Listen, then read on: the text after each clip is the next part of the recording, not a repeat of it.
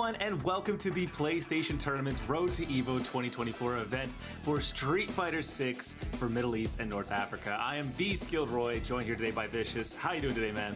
Man, very excited. I saw what you guys were throwing down yesterday for Tekken 8, switching it over gears to Street Fighter 6. I'm super excited, first and foremost, that it's back and we're giving another chance for some of these players to make it out to one of the most prestigious events that is Evo. Yeah, Evo is an absolutely fantastic event. You guys haven't been there, please make sure you find a way to get it there this year. It's going to be absolutely incredible. But for now, let's see who's competing for that road to Evo and getting that big grand prize. We got Tahul, we got IMADS, Demonicious, Fruit, and Punisher. 5 players today for this region. And it's kind of crazy too. I know a lot of these players have been really grinding it out in their respective regions and whatnot. There are a few familiar names, and I was actually kind of snooping around some of the Twitter handles as well to see like how and kind of gauge how much of Street Fighter 6 they've been playing. They're all actually pretty good. Okay, sweet. And a little bit of the downtime too. So interestingly enough, seeing the current bracket as it is, there's so many opportunities for you to like continue on playing. Actually, this kind of took me by surprise in general that like how easy it is to actually access some of these tournaments over at compete.playstation.com. But again, seeing some of these cats also return from the previous years also brings a really big smile to my face to see returning names. Yeah, they're going to be back and better than ever. But let's talk about the prize pool. Obviously, in first place, $300 USD plus that Evo travel package. That's hotel and flight all the way to Evo, and you get to compete there as well. Absolutely incredible first prize. But then don't worry, second, third, fourth, fifth through eighth, all getting more money as well. And it's going to be a fantastic prize for just about anyone who's participating today. Not bad. I mean, you're participating for free, right? And you get to face off against players that are also in your region to kind of like scout out the competition for the future. I think that's like a win-win already. Yeah, it's a pretty fantastic deal, I gotta say. So honestly, I'm pretty excited because, as you sort of said, some of these players are actually quite good. Obviously, we had some lots of tournament experience for some of these players, and they actually got a wide range of characters too. I looked into like their character mains. I don't think we have any repeats whatsoever, so we'll be seeing a great variety here. And this is something that we are starting to see like more and more often, right? We have like a Ryu, Blanca, Cammy, Akuma, and Luke, right? I think out of those 5, only 2 of those are really kind of like in the upper echelon in regards to like what you would see at tournaments. Cammy, I say, is like right in the middle because Cammy, I feel like it takes a lot to pilot her well against some of the higher tier characters. Then we see Ryu and Akuma. Obviously, Akuma being like not even that old right now, right? Barely coming out. Ryu reintroduced into the game, essentially, right? With the buffs that he had received. But also, if the secondaries ever come out, I actually am more interested in that list as well, just in case. But I doubt we'll see it. I mean, secondaries, we don't really get to see it too often unless it's like a big counter pick, right? Yeah, exactly. So, and realistically, I think the most of our first section of characters there are pretty good. But let's take a look at the first matchup. We got Luke versus Akuma, IMADS versus Demonicious. We're kind of talking about it earlier, but Demonicious, obviously, who else are you going to play but Akuma in that situation? Dude, I went to his Twitter. He had like the sickest art stick. But I'll tell you what, before we get into that, Imad El Zain, right? 28 years old, coming in from Lebanon, at Imad Zain _ is his social. He's going to be playing with Luke, and that's a character that we kind of talked about even beforehand, where Luke had received a lot of the nerfs, but still a very competent character. Then switching over to Demonicious, Arif Albaneh, coming in at 27 years old from the UAE at the Demonicious. This guy, by the way, he has a pretty stick hitbox. His hitbox has like Berserk artwork all over it, and it meshes really well with like Akuma, like just the theme of Akuma. It looks so clean. If you're gonna name yourself Demonicious, you gotta rep the whole aesthetic, you know? You gotta do everything about it. So I respect that. I respect that a lot. Hopefully we get to see him do some really great moves as well in the match we're about to see here as the players get loaded in. But yeah, I'm actually quite interested in this. Obviously, technically a bit of a fresh matchup. Obviously, Shoto versus Shoto is always an interesting skill-based one, but I'm curious how it's going to handle, especially with Akuma being so new. And I'm glad you mentioned Luke being a Shoto. I think that's really, really cool too, because he's essentially the new Shoto, right? He has like the complete kit of like a fireball, an uppercut. He has 4 advancing moves that could possibly get you through a fireball. Granted, you have to do the OD version, but no, I think this is a very interesting matchup. I think overall, Luke, we talked about him still being the complete package, and then you kind of have to tread carefully with someone like Akuma, albeit being brand new, very similar kind of like ways of thinking where you have so many different routes, so many different like ways to choose your offense, but you have to pick it carefully, because if you mess up with like what 9,000 health, you are mad fragile. You will blow up, right? And Luke especially can't do that against damage. Luke's damage output at times can get absolutely ridiculous. I know they've tried their best to shave off some of the more spiky damage, but he has sometimes. But level 3 off of some charge knuckle combos will probably obliterate Akuma from like 75 health, 75% or higher. Yeah. I think one of the first things I saw on Twitter as soon as Akuma was released was like, hey, I could do a 2-touch challenge way easier with Luke. So seeing that happen is actually kind of funny. But we did get word that Demonicious might be switching it up, and it's not even with a character that he listed on his survey. This guy, listen, he's competitive minded. I like this. I don't know if we'll say who just yet, but I'll let the gameplay kind of show it. Yeah, I'm curious if we see who we think we're seeing here, and it could be pretty interesting. We'll see how the matchup sort of shifts in that perspective, because I think as we wait for the players to get in here, obviously Luke, great all-rounder across the cast, obviously consistently strong, and I think maybe perhaps some of the concern there is perhaps it can match some of Akuma's toolkit too reliably, perhaps. Perhaps get in positions where you feel like I'm paying my health here to only have a slight edge. It might not be worth it. So we'll have to see what ends up working out here for him as we wait here for the players to get in. Yeah. And that makes sense. Granted, we are still waiting on some of the players. If Akuma does come into play, we had a little bit of a hint that maybe not, at least for game number 1. One of the biggest things that kind of separate Akuma from like the rest of the Shotos is, I think, his versatility both on the ground and in the air, right? On top of his damage output. I didn't expect his damage output to be as high as it is, which is foolish on my part, because in history, right, every time that Akuma was introduced, he was very, very strong, right? Super Turbo literally killed the boss in front of you. Yeah.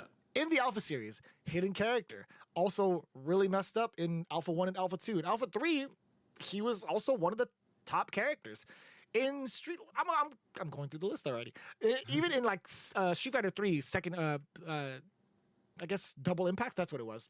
Yeah, I believe so. He was untouchable. Yeah, this guy was actually glitched up the wazoo. He was crazy. He was absolutely crazy. And we're seeing it, in 4 or 5, and here we are in 6. It's the same thing, the same type of reasoning, which I don't mind it, because those characters the players that can navigate him well will find explosive success. And it's very difficult to, granted, but very, very high potential with this character. Yeah, absolutely. And we're talking about Akuma's legacy here in a lot of respects too. Obviously, everyone loves Akuma, generally speaking. Obviously, Capcom certainly loves Akuma. He has 6 supers in Street Fighter 6, technically speaking, if you count his secret supers too. That's correct, yeah. Very, very, very funny character. I really am excited to see how this sort of shakes out here between everything. We'll see if we get any demons. Demons, of course, the new demon animation looks absolutely incredible, so I'd love to see it in this game, especially out of a Drive Rush, the classic we've been seeing on Twitter all over. Yeah. I love the animation for Drive Rush too. It's how the Grinch Stole Christmas type vibes for me, right? As soon as he creeps into the window. But no, let me tell you, man, when Tasty Steve and I first saw the animations for demons, because we had to do the voice line for it, I was thinking to myself, this is actually the most insane version of the demon, because majority of the time, the POV, you don't see anything. Lights are out. You only see the flash at the end. Then little by little, Capcom's like, we're going to show you little previews of what's going on in the mind of the demon, or at least the POV from at least the fighter or the demon, right? But seeing it fully fledged out like this, I was actually going insane. Yeah, and the best place to watch these supers especially is on the big screen, of course, at the Evo Arena. This year it's going to be 1 ticket for everything. 1 ticket gets you into the show floor, it gets you all into the arena, and this time all 8 featured games are actually going to be in the arena this time, which is going to be absolutely incredible. If you haven't been there during a grand finals or during a hype announcement, I remember I was there for BB Tag, and the stadium went crazy when that game first got announced. So trust me, you're going to want to be there. Get your 1 ticket for everything this year for Evo 2024. And a big reminder, the registration does close at the end of this month, specifically June 24th. Again, be sure to register now, because this is a pretty much once-in-a-lifetime opportunity if you get yourself into that big stage, the top 8. But even also being able to catch some of the most hype moments with everybody in the crowd. That is something that you only get to experience live at the Evo show floor. Yeah, it's absolutely amazing, and not to mention, obviously, also lots of game demos, lots of great upcoming games usually showcased there as well. Obviously, 2XKO, big game that's coming out in the near future, was showcased there for 2 years now, I believe. Absolutely fantastic. So definitely want to make sure you check it out if you're any fan of fighting games whatsoever. Man, I can't tell you the amount of fighting games that were present over at Evo Japan as well. Just previews of them. We got the Hunter x Hunter game coming out in Impact. Garo, City of the Wolves Part 2 coming out. Actually, no, that's just City of the Wolves, not Part 2, excuse me. But Garo 2 essentially. And then 2XKO, man, it's such a good time to be a fighting game fan, Roy. Let me tell you, it is going to be absolutely bonkers towards like the next couple of years, man. We're gonna be pressing buttons for until we're old, I think. I don't know how old you are, but I'll tell you what, man. Like, until we're like pretty much seniors, I think. Yeah, no, absolutely, man. I'm 28 and I got to live through a lot of like the newer gen stuff, which was fantastic. But honestly, like playing back from 4 era, I did not expect things to get this good this quickly. Honestly, I was like, oh man, this is so great. I love Fei Long. This is such a fun time, man. And then it sort of just grew up from there, and I'm like, wow, I love Jamie now, and I'm playing all these characters going through things consistently, and I'm just like, what a fantastic time. I can't wait for things to keep going. And obviously, just recently, the Season 2 DLC got announced for Street Fighter 6. All-star roster, basically, of fan favorites, not just from Street Fighter, but also from the Fatal Fury series. We got Terry and Mai, absolutely fantastic guest character choices. I think the first time we've had third-party guest characters, too, actually. That is correct. Yeah, the history of Capcom games, right, excluding like the crossover games that actually include the other titles, this is the first time we've ever had a real big like crossover. I think the closest to it that we had was maybe in Street Fighter V with Rival Schools, but that's like still in company. But seeing this, it shows a lot of promise, right? It shows a lot of like potential of what could be in the future. Now all we need is an actual Tekken character to be in our roster. That would actually be pretty cool, right? That would actually that would be like the cherry on top to see like SNK, Tekken, and Capcom under the same like kind of game. We did it once already from the Tekken perspective. Yeah. But I want to see it from like the Street Fighter perspective now. You know what I'm saying? But again, absolutely. The addition of Tekken and Mai, it's so welcome. I actually didn't even know about Mai. I really didn't. Like, oh wow. Yeah, I only knew about like Bison and Terry. I'm like, you have got to be kidding me. And I tell them all the time, I was like, keep it a surprise. Don't give me the spoilers. So that was actually a really welcome surprise.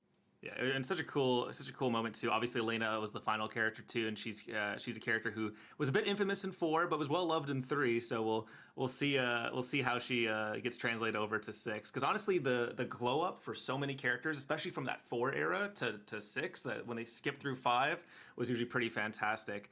But in the meantime, though, let's talk about what's else going to be coming up for the Road to Evo event. We are not the only tournament. There's going to be a bunch more coming up here. We actually have the Guilty Gear Strive North America Finals coming out on the June 15th at 5 p.m. PDT. Right after that, we got Tekken 8 North America Finals, Sunday, June 16th. And then we got King of Fighters 15 North America, June 22nd. And again, another Street Fighter 6, June 23rd, North America Finals. All these at 5 p.m. PDT. Really excited about that too. Showing a lot of love for the NA region, because a lot of this weekend actually has been like across the pond, if I'm not mistaken. Yeah, I think also like MK1 is also going down with jammers too. So again, like a lot of action, a lot of love for the fighting games right now. Yeah, it's always fantastic to see how well we're being supported here at PlayStation Tournaments, thankfully. Oh, it looks like we got a chat poll here with iMads and Demonicious. 93% on Demonicious. That is a hell of a gamble there. Wow. That's a lot of points. Whatever is on the line, that's a lot of points. And I kind of looked again when I do my due diligence on some of these players. I kind of just go straight to their Twitter to see what they're about. And Demonicious seems to be that guy. He just might be the one to be like, I might take this whole thing. All right, we're loading back in. Okay, Demonicious. This is the switch that we were talking about, switching over to JP. Yeah, and notably, actually, it's not just any Luke, but it's actually modern Luke, a bit of the poster boy for the modern inputs with how powerful the quick inputs tend to be. Just throw into the corner here. Huge punish counter. It's such an awkward moment to challenge that with a throw. So you see JP walking back. Not enough in the tank to stop the drive impact from coming out, but it's Imad's actually dropping the combo. Take notice, he's got modern Luke on as well. He could have gone for the auto combo just a little bit sooner. Oh, that was a little bit awkward timing too from Demonicious. Oh, they do a bit of a scramble to jump over each other. Pixel of health, and the wild DP does whiff there. Unfortunate. Listen, if it hits, it hits. If it doesn't, you're going to have to pay for it the next round. Demonish is getting a big jump in to start himself off. Oh no, the portal detonates and pushes him out. Oh, we'll take that auto combo. Push him to the corner here. Take some air to air. A little bit rough. This is where the throws can get dicey, right? If you're a Luke, you're kind of enforcing that point. Oh, Demonish just actually tried to parry it. Mistimed the DI. There is the counter. That's what I'm talking about. Yeah, you can see the setup here too. Portal already there. Fantastic optimization of this combo. Drops the last hit, but that was fantastic up to then. His teleport gets a side swap. Lots of drive impacts coming in here for IMADs. I know what Demonish is doing. Yeah, he was backing away, just trying to force the error from Imad. Now, again, there was a level 3 from Demonicious in that last sequence that he had.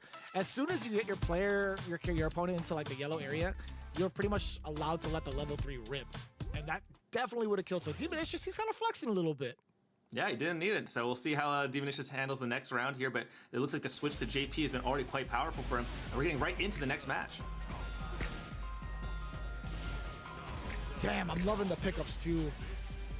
Yeah, cool, fantastic juggles across the board. Really well optimized. You can see a lot of patience coming in here as well. Sits with another portal. Keeps him pinned down. Mods is just looking real lost in the forest right now. All the purple stuff that he could imagine, his thirst is quenched going into the next round too. A perfect from the side of Demonicious. Mods, again, just not familiar with the routes that have been taken. The prediction on the fireball is so clean again. Yo, Demonicious might be sitting on a double perfect. Oh, just barely with the pickup there, but puts him back to the corner. This is big. Should be it here. Let's see how it goes. The scaling doesn't even matter. Yo, a double perfect with a level 2 to finish it off. Demonicious, looking as demon as ever. Without Akuma, by the way, that's actually pretty impressive. Yeah, I have to wonder if they also played JP as well on the side before Akuma came out. I know they listed that they played a lot of Marissa, but this could be the other character they had in mind. Oh man, using the double portal there with the teleport to cover the approach. Yeah, OD teleport's gonna be pretty pretty sizable feat to kind of deal up against on defense if you're not ready for it, if you haven't seen it before. But Imad, again, trying to deal with one and the Phantoms coming out is so difficult. Wasn't ready. Even if you went through with all of that with the target combo, or at least the modern combo, it wouldn't have been enough hits. We're seeing portal loops in the corner here, absolutely crazy, but not enough drive gauge left to use drive impact back. All right, IMAD's fighting out of the corner here, but gets caught on the low there and gets KO'd. You saw an attempt too for the amnesia coming in from Demonicious. Not too much for him to worry about. I think he just has to tread with his offense, just the way he's been doing it. If it ain't broke, don't fix it. The classic too. Yeah, you're going to be heavily punishing that uppercut. At this point, Demonicious, he's recognizing the big errors, and he's making it hurt very much so. Level 3 on deck, doesn't even need it. He just has to go on through with the drive rush. It looked like training mode for Demonicious. Yeah, that was 3 perfects across the set there. Absolutely dominant performance. Great stuff considering this wasn't even the Akuma that he apparently wanted to play in the first place. So honestly, fantastic work. And hopefully IMAD's get to run back in the lower bracket. That's always the hope and the dream, to be honest with you. Mods, again, showing off the modern Luke, just not up to speed in regards to what JP can do, but I feel like there was potential for his own offense. So maybe if he gets that opening with another player and kind of figures out what he needs to do on offense to keep that consistent, then maybe he'll get a couple of rounds over. But with somebody like Demonicious on the bracket, it's tough, man. What if you run into him again and you have to go through it all over? Let's take a look at like how much pressure that Demonicious actually applied in the corner, right? Yeah, across the game in every single moment, the EX portal setups, the constant pressure with the low ghosts to keep them pinned down while the portal is cooking on top of them. Honestly, basically no way to escape unless you know what you're doing. Needed to maybe throw out some more parries, maybe needed to get a more of a risky like EX run forward with Luke to try to run through some of these projectiles. It's tough to say exactly what he could have done better, but it seems like a matchup experience was definitely the one thing that came to mind here. Yeah, even if you are antsy to kind of like press buttons, I totally understand it from like a newer to like amateur perspective. Like you kind of want to try to take your turn back forcibly. I mean, like letting the OD uppercut rip, sure, it may not be like the healthiest thing to do, but every so often, like if you think your opponent is very confident in their offense, then showing that card wouldn't be too bad of a decision, right? Like within the context of the conversation of that fight, I think having that OD uppercut in response would have been just fine. Yeah, because the existence of it alone makes them have to respect you more. It means they can't just keep setting stuff up on top of you. Because until you show them that you're willing to do it, they're just going to assume you're not going to do it. And at that point, you're going to get suffocated by all these projectiles and portal Oki setups, you know? So unfortunate there, but great work so far by Demonicious. And I think next we have our next match in just a moment here. Blanca versus Cammy, Fruit versus Punisher. This should be an interesting matchup. Yeah, this is gonna be kind of wild. I think for the most part, Abdullah Fruit actually is he's got the follows from the birds, man. He might be that guy, especially picking Blanca coming in from the UAE, then switching it up. Punisher, Abdul Rahman coming in from Saudi Arabia at FGC Punisher, a name that I am not completely familiar with, but I am familiar with that Cammy. And again, a lot of the Cammy specialists, most of the time, they are pretty fast defensive gunners. Yeah, and usually the type of players I find that really get attracted to Cammy as a character generally have pretty strong fundamentals. So I'm really excited to see how this sort of shakes out here. Because strong Cammies, especially at like higher levels of play, can be absolutely incredible with how fantastic that their whip punishing is, their grab game especially, the secret fifth grappler of Street Fighter 6 at times. Overall, a fantastic time for Cammy in general. Yeah, this is all gonna come down to real big matchup knowledge, I feel like, because Blanca has a lot of escape tools in regards to what he can do on defense, right? Granted, one of the big tools that he had was Air Blanca Ball, and it did get significantly nerfed. I'm glad the OD version is no longer as belligerent as before. But for the most part, right, I think, you know, if you're able to navigate around what Blanca can do on his defense, I think Cammy should be just fine because she's just as deadly, right? She can still do things mid-air to kind of avoid the strike grab situation too. If you get a solid read on the grab, at least, she does have options for an OD uppercut to also talk about that respect game we talked earlier about. But yeah, I'm actually kind of curious to see it. I want to see what it is that Fruit can do with this character and what Punisher has in mind for Cammy, because this is something that a lot of players haven't really been paying attention to as much. The spotlight's been more on Blanca than it has been on Cammy. Absolutely. And we're going to see right here as we get into the first match. Oh, wow. Incredible movement right off the bat. Oh, Yeah. Misses it. Unfortunate. Here we go. Nice solid combo, though, pushing right to the corner. Very expensive one at that. Yeah, Fruit opted to jump immediately after that initial hit on Wake Up, too, because of that meaty that was blocked. Only because the drive gauge was low, right? That hop is so ambiguous. Punisher actually blocked the first sequence of that, too.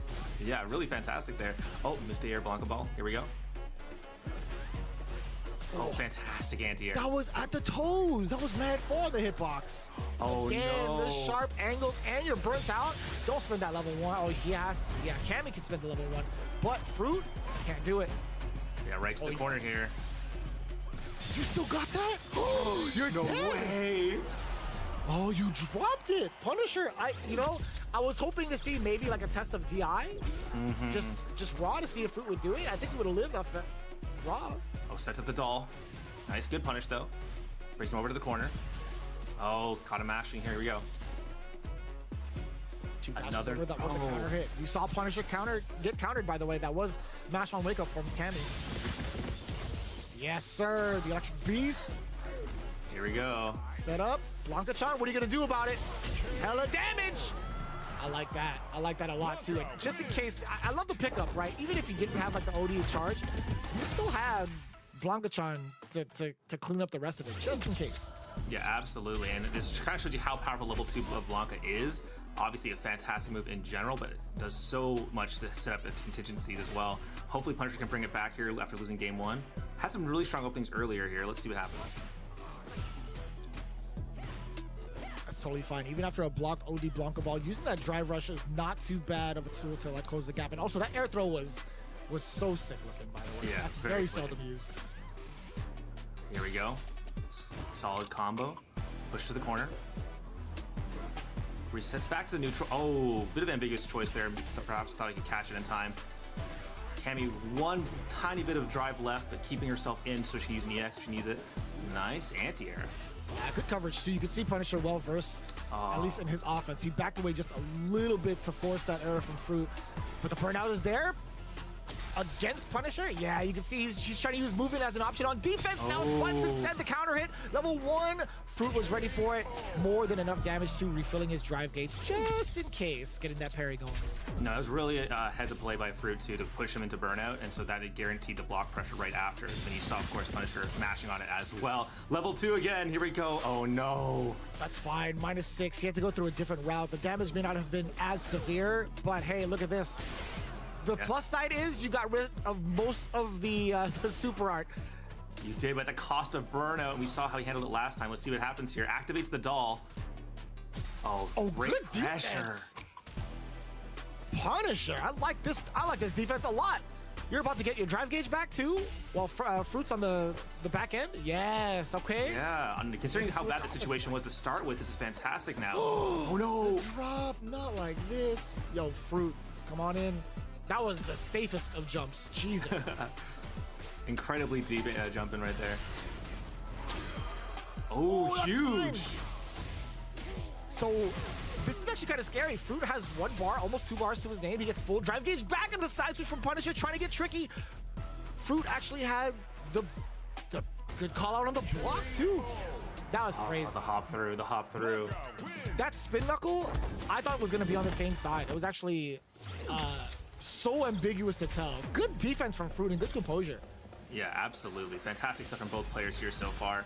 Then the second match became even closer, I think. So we'll see if there's something turns around here in game 3. Great. Talked about that heads up play. Yo, Fruit has been mad aggressive. He hasn't even been showing that he's maintaining his charge for any sort of Blanca shenanigans, like the Blanca ball like that. He's been playing it out straight with the neutral. Yeah, he's doing quite solidly here. Okay, nice. But he needs to know when his pressure is actually available. That's a great perfect parry against the slide and the roundhouse starter again. You have a level 1 just in case if you wanted to use it. No, he's fine. Yes, I like this tactic of just saving onto the meter. Yeah, you have a decent life lead. No need to spend it. Good stuff here. He gets to keep the bar going to round 2, and that, you know what that means? It means level 2 super in just a moment here. I'm sure we'll see him force the issue off of this moment as soon as he can here. Oh no. What a punish on the dive kick for the trickery sequence. That was actually insane. Yeah, kill those frames a little bit. Force the error, force a little bit more of the trickery. Blanca-chan. Oh, that could have been so severe. Punisher opted to use the wake-up drive reversal. Yeah, the new feature added this patch. Great stuff for him to use that option there, but oh no, burnt out entirely. It's so tough. What do you do in this situation? Goes for it, catches him pressing this time. Nice. That was, you knew it was coming. Fruit has been so adamant about that option. As soon as you see him holding down back, you know the up ball is coming. So very, very good recognition to use the OD version as well. Fruit taking it down 3 games straight against Punisher. Yeah, an absolutely fantastic performance too. We saw some amazing level 2 combos, some level 2 setups, lots of fun trickery with the hop. Overall, really, really great stuff. Yeah, overall, I love to see any sort of like Cammy kind of get their time in the limelight. But Blanca, again, it's going to be one of those characters that I feel like is still going to be as prevalent as they were in like the previous season. I think Blanca still has a lot of tricks up their sleeves. Even some of the top players are like, you know, I'm still going to be having a backup Blanca just in case. Yeah, I think especially with how powerful that level 2 can really be in certain moments, it can be kind of like an X factor in a way to like really sort of jump scare people who aren't really ready for it. And especially when it comes to some of those setups, I'm sure everyone has seen hundreds of Blanca setups online. But here we go. Let's take a look at the match we just saw.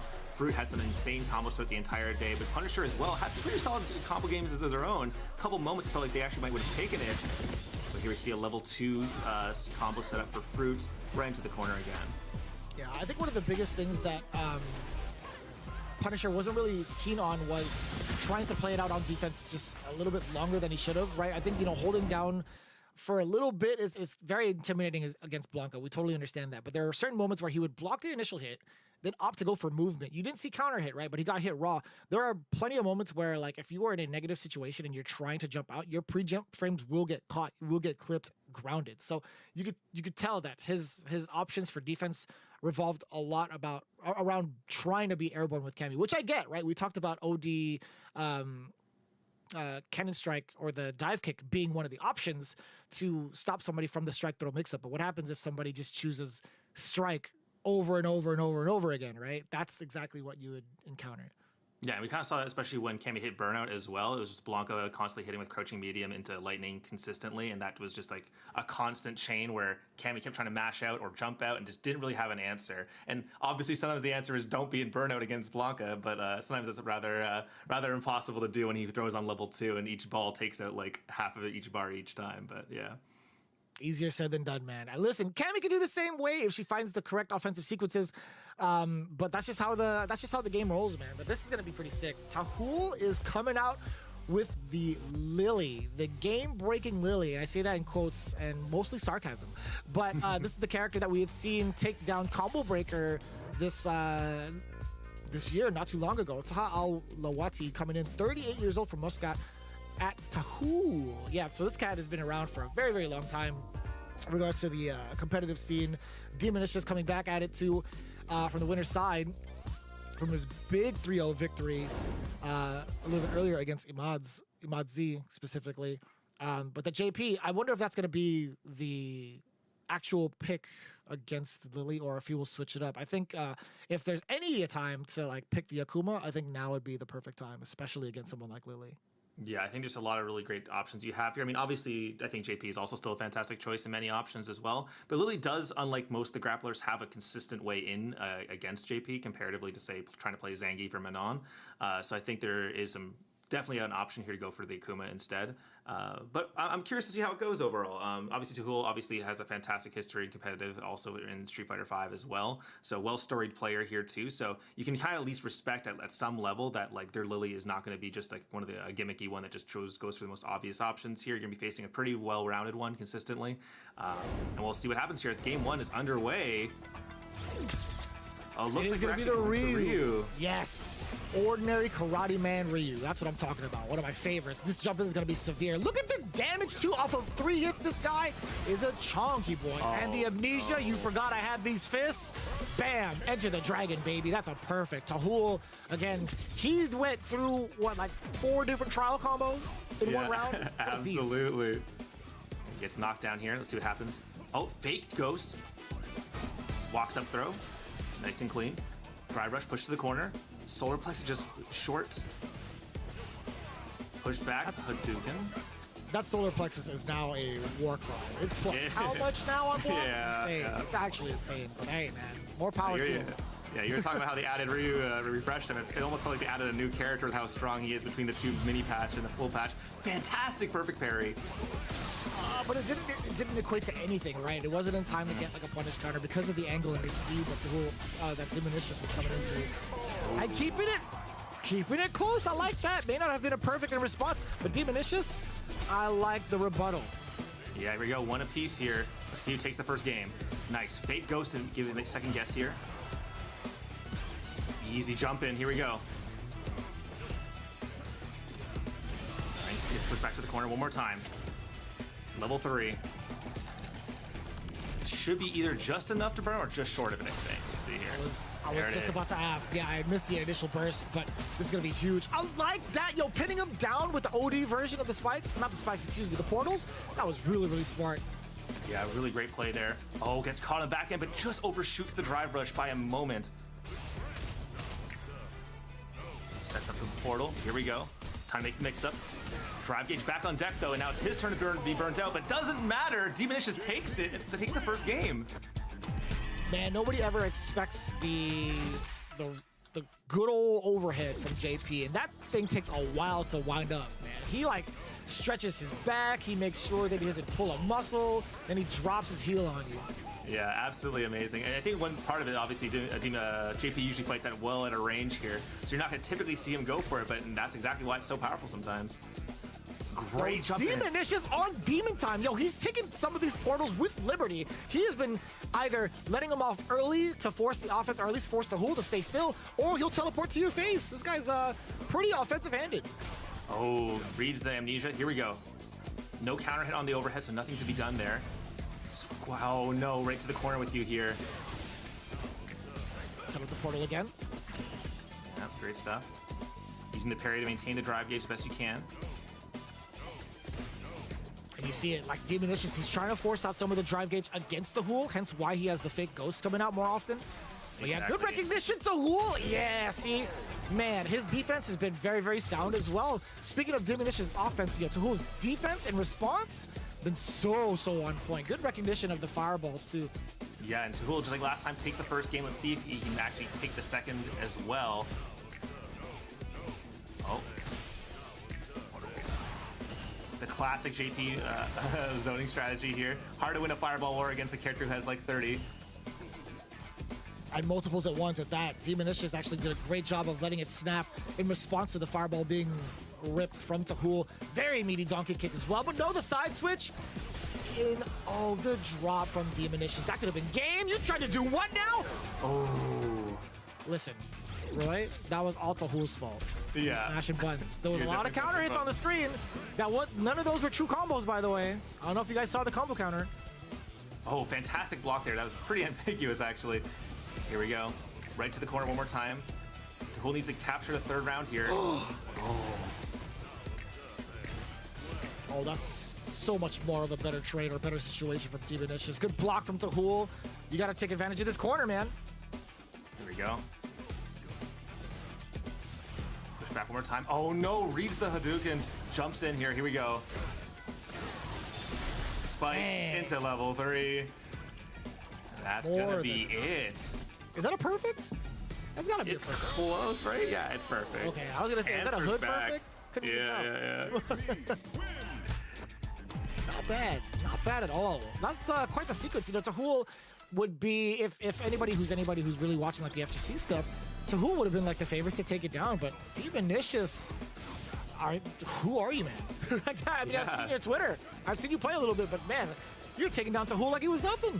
No, I trust Berserk fans implicitly, you know? So here we go. Let's see how it goes. Oh, double throw, right to the corner. Gotta keep him pinned down here. I think that's what's happening every single time Tahul gets an advantage here. If he can keep him locked down, it's fantastic. Oh, empty low. Here we go. Amnesia coming out, perhaps? No, he's still sticking to it. Diminish's. He tried to throw out the fireball. That is the classic trap. Tahul just waiting for it. That was a preemptive jump, by the way. That was let go and let God time for him. Yeah, that was a timing check for sure. Ghost pushing him out. Stops the portal with the... Oh, fantastic use of the full screen Tatsu. Wait. Why did it connect like that? Why did it even juggle like that? That was crazy. Oh no, Amnesia. Here we go.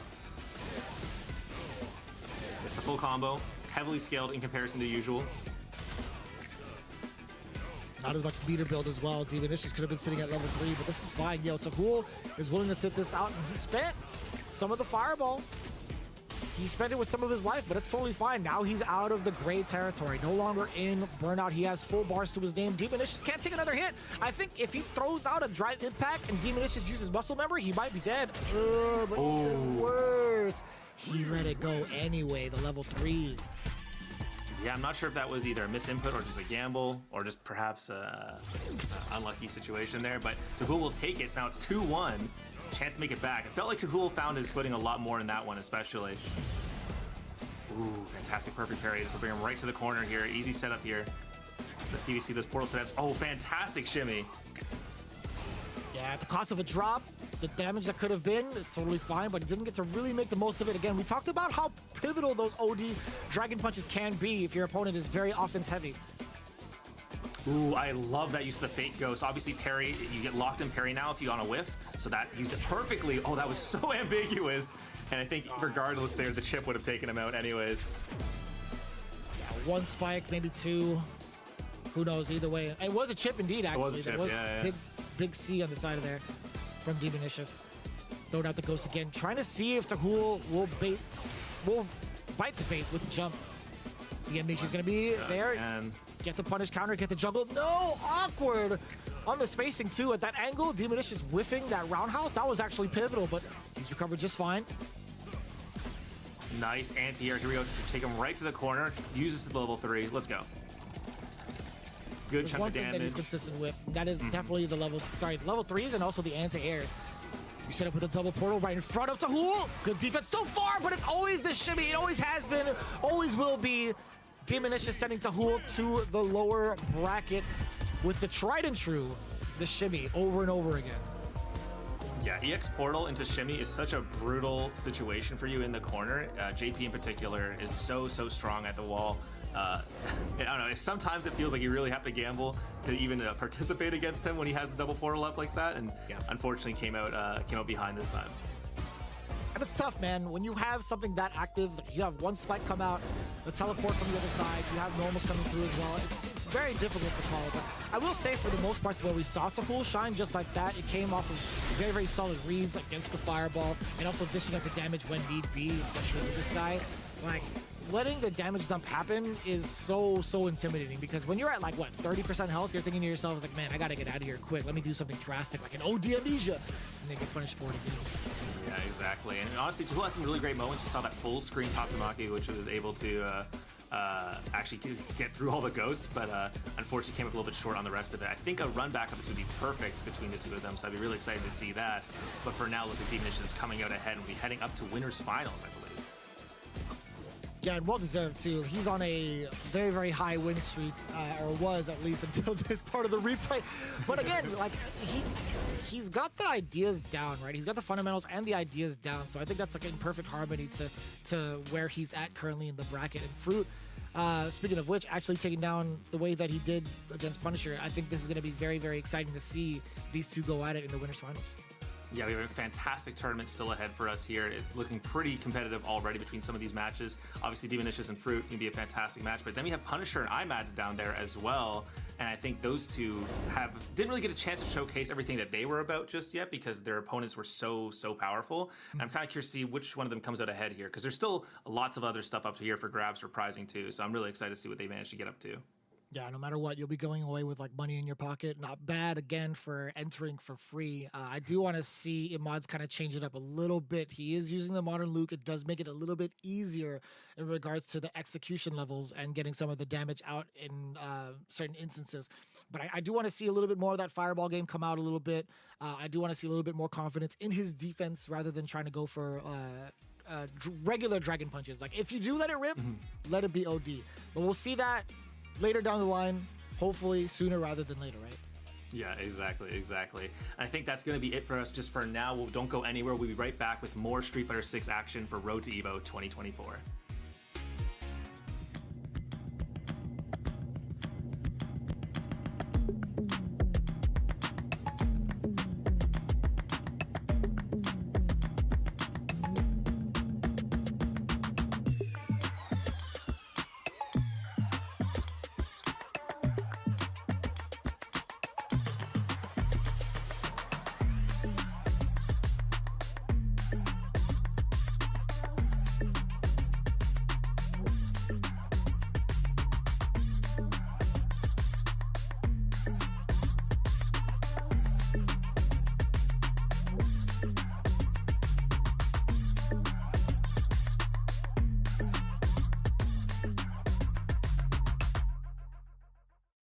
PlayStation.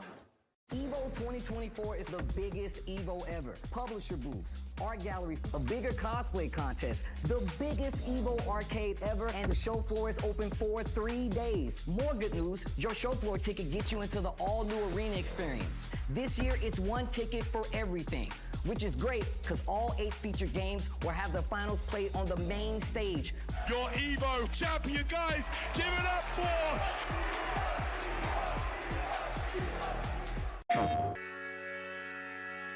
Gaming is defined by moments. It is intense. The joy of victory and the thrill of overcoming challenges.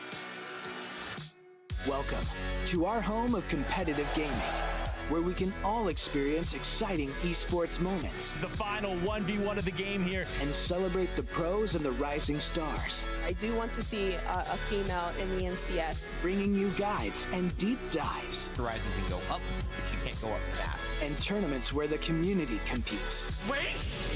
Did he go? No way! Whether you're in a heated match, Back, let's go! or watching along at the edge of your seat.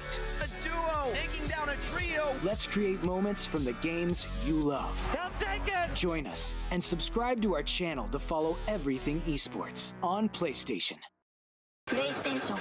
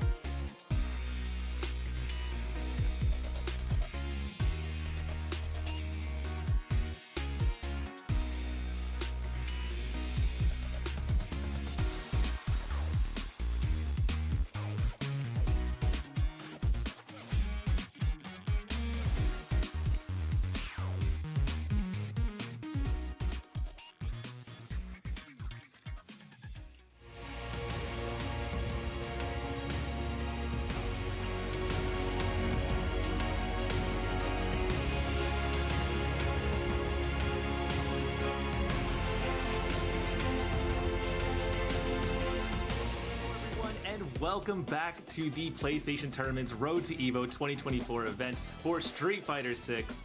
I am the Skilled Roy, joined here again by Vicious. How you doing today, man? You know, I'm big chillin'. We saw some of the matches already. It lived up to the hype. It lived up to the expectations, and I'm ready for more. Yeah, I'm really excited. And honestly, these guys are all playing for their trip to Evo, the biggest, most prestigious fighting game tournament in the world. It's going to be absolutely fantastic. But if you want your way there, you can go ahead and grab your ticket for Evo. Registration closes on June 24th. This year, it's one ticket for everything. So you get into all the arena, all of the show floor, all of it's open full time, all 3 days. It's going to be a fantastic time, to say the least. And thank God, because it's going to be something you guys do not want to miss. Again, you get to experience everything all at the same time. We saw how big of an expo it was last year, right? Now it's more into like the tournament scene again, where it's like you are able to like lock in from wherever you're at in the arena. But anyways, I digress. Let's take a look at the brackets before I talk everything Evo. And speaking of, we're getting those players down to our almost top 4 to see who will come out as our champion. But Punisher versus Imads is something that we were looking forward to, right? Punisher with the Cammy play. We saw a little bit of a mishap earlier in the replays too, missing that early dive kick to try to catch the Blanca player off guard. But again, maintaining that charge was tough. Imad Z, on the other hand, again, with the modern Luke, we talked about this a little bit before the break, right? I would love to see a little bit more from multiple sides of Imad, right? Playing this modern Luke, you will have access to like some of the combos much easier. But like, again, trying to show off some of the uppercuts as well with the OD version is not too bad of an idea either. I just want to see that switch up and see if it happens. Yeah, no, me too. I think there's a lot that can be done here, especially because both of them, we got to see a little bit of them in their previous match, but I think this time around, we'll see how much they can sort of work together on, so to work against each other here when it comes to facing a new opponent who's perhaps maybe not as foreign of a matchup. I think we had Blanca and we had JP, two traditionally very tough matchups for people to sort of wrap their heads around. But in the meantime, though, let's see, chat, what do you guys think? Who do you think is going to win this one? I think it's a pretty tough call between the two of them. And look, it's actually quite even here, 60-40 for IMADs. And that's actually probably the closest you'll get in regards to a lot of the polls here, right? It's been pretty evenly matched. But looking at it again, Punisher, he showed a lot of competency also with that Cammy play. He had some of the combos done. A couple of mishaps, I will blame it on timing, but at least his routing was correct, right? In regards to what he was supposed to do, especially leading into like level 1s and whatnot. He's very conscious of his meter, his super art as well. I think that's one thing that's really something. And then his air approach also is a pretty significant deal, right? If you're able to maneuver in the air as Cammy effectively, that's going to cause a lot of problems for your opponents. Yeah, I completely agree. That being said, we are also facing modern Luke, which means that his anti-air game is going to be really snappy. His fireball is going to be very snappy. Level 1s in particular, it can get really tough sometimes to fight a modern player who is on top of their game. But here we go. Let's go ahead and see here as we get into the game number 1. I always find it funny that she still has that smile. You just hold right. She just smiles at you like, come on, man. Like, I don't even know you like that. Good reactions, too. You know what's really sick? Throwing out the button first to get that little bit of extra damage from the drive impact. Yeah, it feels great, especially you land like a nice heavy or you have enough timing on it, depending on your character being able to cancel. Another drive impact. We saw IMADs do this quite a bit previously. Oh, let it rip, but it was just short. There's a time and place for everything. A good old Professor Oak had told me before. But again, having the OD uppercuts in your arsenal, not a bad thing, but you have to understand the context of when to use it, right? Primarily on your wake up, or at least within a block string, would be the most opportune time. And I like that fierce, just letting it ring out, Imads. Good timing. Yeah, why not? Oh, doesn't get the anti-air this time. Gets the knockdown with the light burn knuckle. Oh. Ooh. Big call out. That was kind of sick, I'm not gonna lie. Yeah. The raw flash knuckle as a footsie tool, that was kind of cool. Here we go. Pushing right to the corner with this. We saw him have some great routes before. Yeah, into level 3. Fantastic work. Yeah, Imad, there was a moment where like maybe he recognized the air approach coming in and maybe thought he could anti-air with the fireball, which I get. Like I've seen even like pro players try to do that at a moment's notice, like try to like anti-air with the fireball if they're too far out or he thinks they're too far out. But again, the uppercut would suffice in that range 9 times out of 10. All right, here we go. Game 2. Let's see how this goes. Oh, another DP. I have to wonder if this might be a misinput. I was like trying to step forward and throw a fireball, perhaps. That's my only wondering there. I'd imagine so, but it makes me like believe the opposite when it's modern. You know what I'm saying? Like you don't have to go through like the full motion anymore. Speaking of full motions, Punisher, is he gonna spend? Yeah, I was gonna say, I think he could just uppercut. I wasn't too sure because of the scaling, to be fair, but I'm glad the uppercut was just enough. Oh, that is a fat jump in too.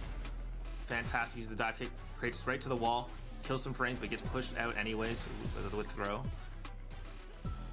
Not too bad. Oh, nice job pressing, but went for a sweep instead. The classic. Even more so. Why not throw out the sweep? I appreciate that. Punisher says, you know, I'm going to show you this level 2 instead. Bang. Is that the animated movie? It is. It is indeed. Cammy wins. Another fantastic match there by Punisher. I was kind of mentioning this earlier. Punisher actually had some pretty good rounds against the Blanca originally, but it was kind of got smothered out. But I think this time around, able to find their footing a bit more here. Yeah, there's a lot to say when it comes to like facing off against Luke's. It's a character that is a must-know in regards to some matchups. Cammy also technically in that same category, but you see Luke's way more often than you do Cammy's. Absolutely. Not to mention, I feel like Luke's tools are so strong that you kind of absolutely have to have some sort of answers available. Ooh, incredibly deep dive kick right into the corner here. Fantastic combo. Sets up. Oh, wow. That was kind of slick. Yeah, that looked like a safe jump hooligan setup. That was sick. It would have been meaty enough for sure, but like, yeah, I think either way, Punisher still getting the perfect, mind you. That was actually a big surprise. I thought he had taken a hit prior. Yeah, a big jump in again. Nice. From the drive reversal, right? Drive reversal, yeah, exactly. Sets up with a meaty. Good stuff. Throw. Here we go. Cammy, grappler, my favorite. Let's go. Oh, gets counter thrown this time. Probably went for a shimmy, but misjudged the distance. Oh, no. Oh, that could be more than enough. Just spend the rest of it. Yes, sir. Build yourself a level 3 if need be. The assassination is a success. The Punisher getting it 3 games to 0 against Imad Z. I love this that win screen there on the keyframe there. It looks absolutely incredible. I feel like she has one of the more violent level 3s, right? Like Aki's up there as well. Let's not talk about Akuma, that's obvious. But yo, Cammy's got a really, really violent level 3 and critical art at that. Yeah, so another one up there as well is Jamie. Jamie's critical art goes kind of crazy too. That he was just pretty wild. snaps your neck. Right, you see the knuckle formation right on the apple. Oh, man, it's just whap. It's nasty. It's so disgusting. Yeah, absolutely. But fantastic work there by Punisher, doing some fantastic combos. Consistently strong performance there. Probably one of our big favorites to make it out of lower bracket here. So I'm kind of curious to see where they go with it next. Yeah, no doubt. Punisher having a very, very clean set of games, also 3-0 in contrast to what he had experienced over on the upper side. But again, a lot of potential here too from Imad Z. I will say, like, if he's listening, I do highly encourage that he continue on with Luke, modern Luke, just understanding a lot more of the context of the battle of what's going on. But overall, taking a look at it, majority of the time, it's been Punisher's game, right? Yeah, exactly. You see, that was another example there of the attempt to anti-air the jump with the fireball, but gets blown up for it instead. We talked a lot before the match even started about how important the air approach was going to be, and we were kind of exactly right with it, with how fantastic the jump-ins were by Punisher were consistently. That fireball comes out, yeah. That was a very, very deep dive kick. Very good call out too from that as well, from your side, Roy. And then again, very similar, right? You see the replays, you see a very similar structure in regards to the combos. Well, that's just because Punisher had built up that level 3 very, very quickly. Cammy is a walking battery. She will build up that super art very, very quickly, and she will get that max damage more often than not. Seeing it, what, like 2-3 times over in a set is very uncommon, I think. Yeah, her damage output and her ability to just sort of pressure and get into these favorable combos that let her get this level 3 consistently is very, very easy for her. So that was really great work by Punisher to consistently land these over and over again. But honestly, I'm really excited to see where he goes next, because next I think we got the lower bracket finals coming up soon. Oh, we got the upper bracket first, my apologies. Upper bracket, yeah. Demonicious versus Fruit. These two both put on a great display in their respective matches. I think it was a pretty dominant performance by each of them. So now we'll see who manages to come up between the two of them now. This is going to be kind of wild, actually, with the way that Fruit is playing, also with his setups level 2 into Blanca-chan. Actually, I'm kind of curious to see what Demonicious is going to do on defense. He hasn't been pressed at all. I feel like defensively, in regards to his former matchups, right? No disrespect to them, but I wanted to see like how somebody would traverse against an Amnesia other than like a shimmy. I want to see how somebody reacts to what happens to two portals coming out too as well. So we'll see how that goes out. But instead, I kind of want to hear what the crowd has said, what the chat has been saying in regards to who's taking it. Demonicious, 67% over Fruit with 33. I see. Not bad, not bad. Honestly, that's closer than I thought it was going to be too. I know JP has a strong contingent of hate, generally speaking, against him. So I kind of figured everyone's like, oh, he's going to win every time just because he's JP. But in general, though, I think this is a pretty close breakdown. 67 to 33 is not too bad indeed. Yeah, it's funny. The discourse goes in cycles, right? JP had the brunt of it during season 1, like the first half of season 1. I say it was like Manon and JP. Funny, Manon, right, to say that. Manon, yeah. And then in season 1.5 to 2, it was all like the Blanca discourse of like, hey, just block, man. And it's like a mix-up that has you like going across the screen, blocking left or right at the same time, and then parrying back and like, forth. Come on, man! Like, what do you mean just block? I can't do that. Like, I'm not even gonna come close to saying I know how to do it, right? I don't know. The discourse was very, very funny. Very, very funny indeed. But now we get the two characters, the center of them, JP versus Blanca. This will be an interesting match, to say the least. Obviously, lots of options here to get past the fireballs. You got Blanca ball to get in if you need to. Great stuff. Even the slide. Yeah, the down forward slide also is a pretty big deal. And that's a big counterpoke tool. The back heavy punch has a very deceptive hitbox around it. And if it catches as a punish counter, it could lead to a lot. But even so, on counter hit or just regular hit, the way that it sits down people is so important. That was actually so deceptive. Fruit was sick with it for that. Absolutely. Getting put into the corner here. Sets up the doll. This is one of the really scary things against. I think even Amnesia is going to be difficult to handle against this. Level 1, just barely alive. Yeah, that was essentially a checkmate. Fruit could have gone into anything, right? Like a short to a block string or even to like a DI. It would force Demonicious to throw out a level 1, but he wasn't going to risk it anyway at the verge of death. Yeah, there's no point indeed. So Demonicious trying to create some more space here. Uses those teleports. He loves using those to advantage. Push back here. Oh, got caught. Went for the parry. Oh, no! Hey, listen, man. I teched. I also teched. I teched. I absolutely teched. I 100% mashed on those buttons, and Demonicious took full advantage of that. Fruit, okay, there we go. Slide. And the act. Listen, man. He is so on point with what Demonicious wants to do on defense. Yeah, cancel level 2, make it safe. Here we go. Oh, no. See what I'm saying? You see what I'm saying? He has been combating against the Amnesia full on. He has been committing to that option against the Amnesia, and it paid off tenfold. First game of Fruit. Yeah, fantastic work so far. And there he is again, just scouting it out expertly each time, it feels like. Yeah, at this point, stuck in that parry for sure. Yeah. Oh, that was actually mad random.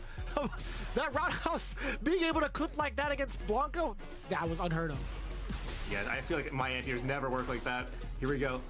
Blanca takes it to the corner. Doll's down, but didn't get a chance to activate it. Doing his best to push it off screen. Yeah, he has to back up just a little bit. Level 1 on deck for Fruit, by the way. Crouching medium punch. Serving all the tools in the neutral, by the way. There it is again. Being able to cancel, that could have been that. So catastrophic. Good pickup on the lights regardless. Checking Demonicious immediately after the parry that had whiffed. So slick from Fruit. Yeah, doing really well. Fruit is doing a lot here. Level 2 to make it safe. Here we go. And there's the Amnesia. Oh, smart choice. Get the level 2 out. But no, yeah, you can't do it out raw like that. So long as Fruit has drive gauge and he's that close. Especially level 2 setup. Right. Damn. What am I looking at? Let's go. Yeah, Blanca-chan being able to pop you up just in range, also just enough height to get that drive impact. Yeah, fantastic work there using the detonations of the Amnesia to his advantage and taking game number 1 here. Fruit seemingly on fire with how many answers he has to Amnesia. I have a real question for you, Roy. How the heck is this guy a diamond? Yeah, I Only have. Diamond? I'm choosing to imagine he hasn't got time to play, you know? Like, that has just been like one day's session, because I have no explanation for how consistent this JP counter picks are. It's incredible. I mean, the only other person I've seen like kind of do this before in the past was NuckleDo, where he had like a bronze ranked account for like the longest time. Capcom Cup champion, by the way. Yeah, exactly. This is just trolling at its finest. Diamond player, no. I don't believe you for a second. Not even a moment. Here we go. Push to the corner. Yeah, there's the delay of that parry change coming in right there. Oh, that is a big trade. Oh, another one. Just do it. The Rock Smasher coming in full force. I thought that was going to be a big trade combo, but it wasn't. It was just Demonicious actually mashing a little bit. That was a counter hit multiple times over. I thought Fruit was going to give us like a fat highlight. Yeah. And Practical Blanca coming in. All right, level 2. What you got? What an excellent parry. That was so well timed. Demonicious 2 gets the side switch on top of that to enforce a level 2. This is going to be great. You could maybe force the burnout, but Fruit finds the gap. He threads the needle not only out of the corner, but also saves his drive gauge. That was so beautifully done. Yeah, I can't believe he got out of there like a thief in the night, basically getting it through all of it. Oh, fantastic pause on the Amnesia. Here we go. Oh, that was so deceptive. Back roundhouse, killing enough frames to get a counter hit on a throw, too, and a whiff throw at that. We're seeing an anime combo here by Demonicious. Fantastic. Drive impact. Push to the corner. Yeah, there it is. Yeah, not a lot in the tank left for Demonicious at that point. Fruit just had to make it nice and easy when it came to the finisher. And that's the big green boy, man. That's how he rolls. Fruit actually making it all the way through. That was actually mad impressive. Yeah, and you called it. A lot of this came down to having to challenge Demonicious a lot more on the defense. You saw just how powerful Blanca was at calling out the Amnesias and punishing them in so many different ways too. It was either just like a complete shimmy, it was setting up Blanca-chan, it was the air ball. Like there were so many different ways he took advantage of it. And I think that was what really sort of worked out for him comparatively to his opponents. Yeah, that was the scariest thing. We haven't seen those many routes on offense from the side of Fruit, so seeing it like later on, where even if your opponent was watching the stream, right, you would think to yourself, it's like, all right, well, it seems kind of like linear the way that he was playing. But this was a whole different side of him. He was throwing out different looks from overheads. He was throwing out different looks with the lights and also the drive rushes. It's been very layered offense, and that was the first time I think I've seen it from any competitor today. I think he's been like the sharpest tool on offense. Yeah, this has been consistently powerful. You saw here the amount of pressure put in. I also want to call out his defense too against the level 2 JP in the corner, which still managed to find a way out while still keeping all of his drive gauge. Was absolutely incredible. And here we go with this really interesting drive impact combo. Fantastic work. That is mad advanced, by the way. Listen, Blanca players should have that pickup too. Again, see, that exact moment, that could have been like a giant trade combo. I think the timing was just a little bit botched. But also, there are a couple of highlights from Demonicious, right? That defensive play to use the perfect parry. Oh, this is the moment right here. Yes, it is. He used the parry perfectly, the timing on the OD Blanca ball, and it crossed up, by the way. The little tag came out of nowhere that said cross up. He was actually a demon for that against Demonicious. Yeah, absolutely incredible play there. Blanca is always such a wild card when it comes to it, but when a player has a good handle of the character, it seems absolutely crazy. But here to take a quick look at the bracket so far, we have Fruit waiting up there in the finals, and then Demonicious just knocked down to the lower finals down there. Right before then, though, we have Punisher versus Tahul, two players who both lost earlier today, but both seem really, really strong in their own capacities. Tahul, obviously the Ryu player, and Punisher, the Cammy player we just had earlier today. Yeah, it's going to be very exciting to see. I'm actually kind of curious to see whether or not Tahul would weather the storm, because, again, he was going into it as one of the favorites, right? He's been here before, if I'm not mistaken, for Street Fighter V. And he's also been quite the competitor for the World Warriors series. That's part of the Capcom Pro Tour. He's been very, very much so active for his region. And also kind of, I see him every so often on Twitter, like talking to the birds as well, talking to the other brethren over the UAE. So, again, very excited to see how this is going to play out. Yeah, it's going to be a fantastic tournament, so don't go anywhere, guys. We'll have more Street Fighter 6 action for you here at Road to Evo 2024. I will see you guys next time.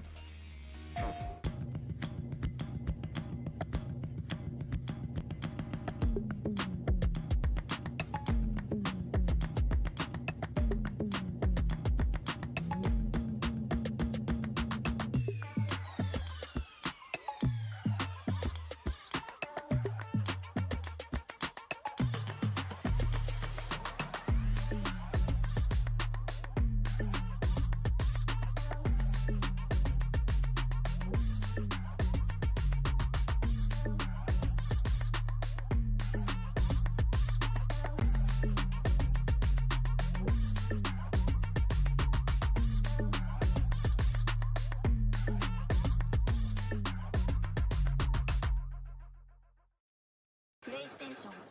Evo 2024 is the biggest Evo ever. Publisher booths, art gallery, a bigger cosplay contest, the biggest Evo arcade ever, and the show floor is open for 3 days. More good news, your show floor ticket gets you into the all-new arena experience. This year, it's one ticket for everything, which is great because all 8 featured games will have the finals played on the main stage. Your Evo champion, guys. Give it up for...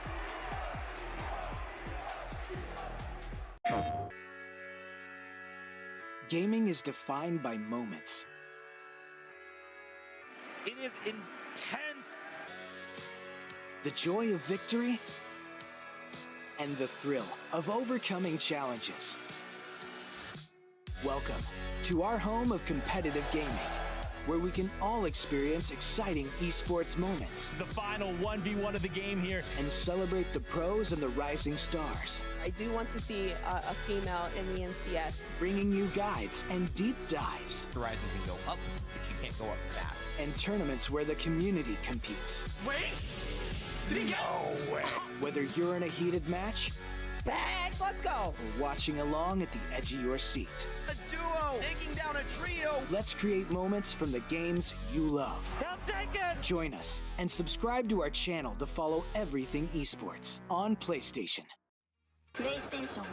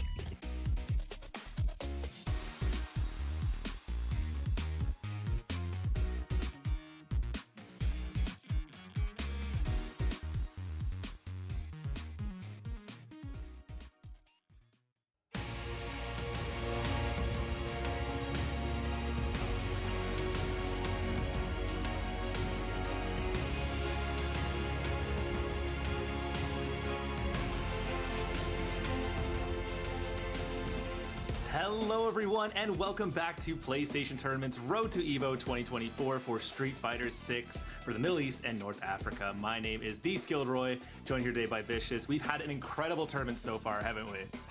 You know, it's been a little topsy-turvy, too, in regards to the winners' finals. If you guys had missed it thus far, I highly encourage you guys to check out the VODs, follow along every single tournament that's been going through. You expect that exact caliber in every fighting game that PlayStation Tournaments covers as well, especially when it comes to the Road to Evo. Yeah, always have fantastic matches here. And of course, the players here are competing for a all trips expense paid trip to Evo. But if you want your ticket to Evo, you can go ahead and grab one up till June 24th. This year, it's one ticket for everything. You can get your tickets to enter the arena, see all the featured games there, check out the show floor, which is open for all 3 days now. It's going to be probably one of the biggest Evos ever, if any, honestly. Scary enough, it keeps growing, I feel. Yeah. The scaling is going to be so hard to keep up with going forward, but I'm very proud of like the Evo staff, seeing them year after year after year. But Roy and I were just talking about this too. Like, again, being able to see everything all at once for 3 days straight is going to be a fun time. Again, evo.gg is where you need to go. And also, let's take a look at the bracket. This is where you need to go to keep up with who's on the winners, actually upper side. Let's take a look.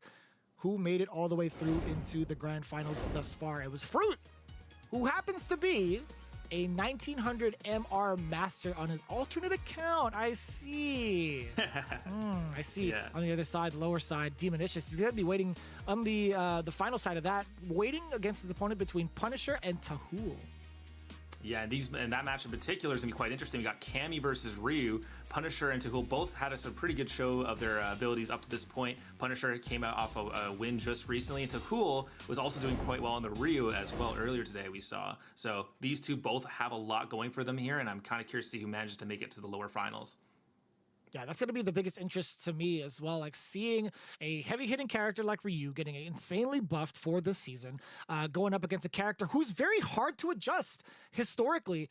Like Cammy's kit has always been kind of like, if you mess with her too much, she won't be as like prominent. If you buff her up too much, then she's just going to be a menace. Like it's totally understandable with the way she operates, but again, very, very difficult to manage also just playing against this character. But I kind of wonder if the chat had the same idea, right? When we talked about hard to play against, they picked Punisher to take it all the way, 90%. So a lot of people in the chat are like, you know, maybe we gotta have a talk, chat. Maybe I gotta put a primer on how to beat Cammy someday. But again, a lot of folks, they think Cammy's gonna take it. No, this one is surprised me. I haven't seen one this skewed in a while, so you know what? I'll trust the chat on this one. Maybe the chat has insight I don't have here. 90% for this matchup could be fantastic. I mean, to be fair, we did just see Punisher come off a fantastic win just not too long ago against iMads' Luke. Did some really great stuff, had some fantastic combos, so maybe that's part of it too. You just saw them do really well. I could definitely understand that coming into this a bit hotter perhaps, so we'll have to see how this match goes as we get both players all set up here.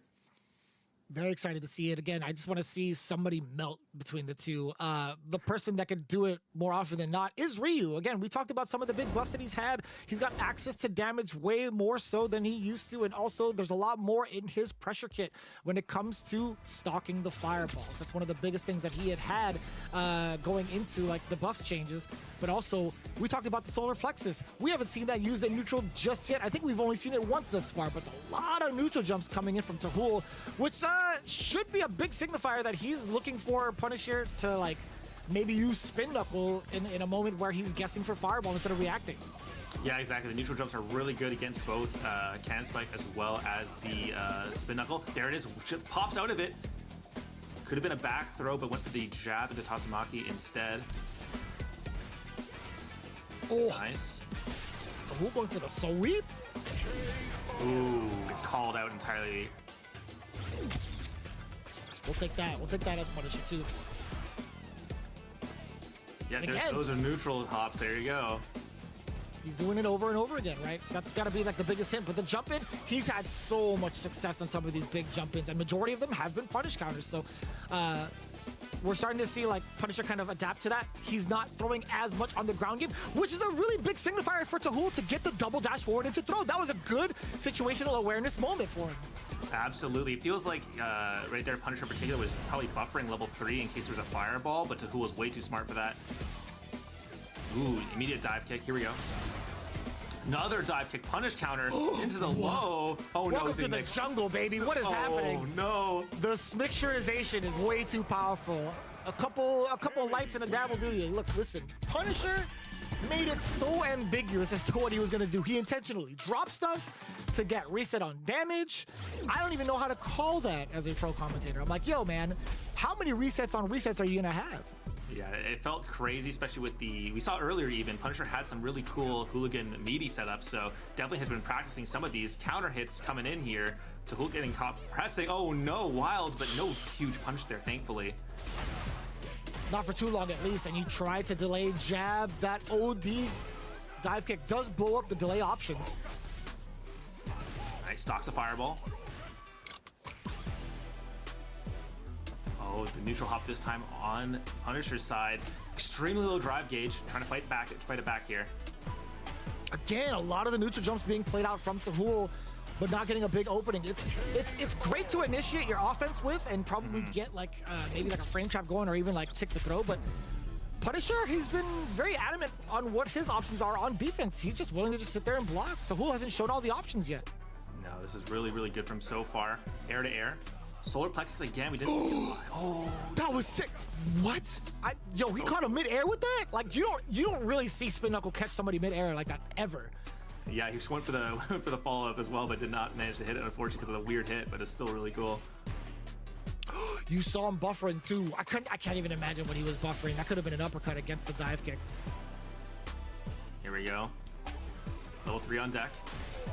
We saw it a couple times before. Not gonna go for it here. Went for a mix-up. Thrown instead. Back to the wall. Trying to go for like a quick fall too to bait something out. That is actually so rough. The throw was just right in front of him. Tahul had the right idea. He was just too far out to actually get it to work. And when it comes down to it, yeah, Punisher, when he gets that level 3, and even off of a light, by the way, you're still able to dish out massive damage to like scaling or not, right? You're still going to be able to get your opponent down to the critical territory to get that level 3 kill. Yeah, and obviously Punisher has had a wide variety of routes that have all been successful too. Definitely knows the combo game really, really well here. Get into game 3 here. Nice anti-air. Yeah, being ready for it again. But a neutral jump exposing Punisher once more. Yeah, it's a little crazy. Probably not guessing he's gonna do it this many times, but here we go. Full combo coming in here. There's that setup. That's so tricky, man. We've seen that setup before in his CPT during season 1. I think Punk had utilized that first too. Punisher taking a page from the Forbidden Links, dude. So low on both their drive gauges. Burns out to try to get closer, but get pushed into the wall. And you hate to see it. That's going to be a dizzy combo. And Tahul will take round number 1. And that's something we haven't seen just yet. I like him showing off that card with the drive impact. Good awareness too, knowing full well that Punisher was not gonna have anything to defend against, right? There's no drive gauge. She had no super art. This is actually great. Yeah, the positioning is so important for Tahul as well. Bang! There we go. Oh, drop the combo, unfortunately. This ain't 5. What are you doing? Can't be doing it that way. That's rough. Unlucky, unlucky. Oh no. Listen, that was a little bit of Street Fighter 2 in him for that one. For sure, for sure. Gets the anti-air here. Punisher going in for their own drive impact this time, but since that was a true block string, it does not cause the dizzy. Back throw. That's right. It will show up on the screen too. It will say lock. Just in case people are like, what the heck happened? Or are unsure visually. Yes, and I like that too, Punisher. So here's the tricky part. I don't know if that was like a preemptive jump short just to kind of catch the neutral jumps that Tahul's been doing, or if that was a missed input for dive kick. Genuinely. Either way, it worked out. Could be either way. Standard anti-air there with the crouching heavy punch. Let's see what happens as Ryu. Oh, just in neutral. Throws it out. Even more wide. Solar plexus. There we go to see it this time. Ooh, it felt like he was buffering something but didn't get it out.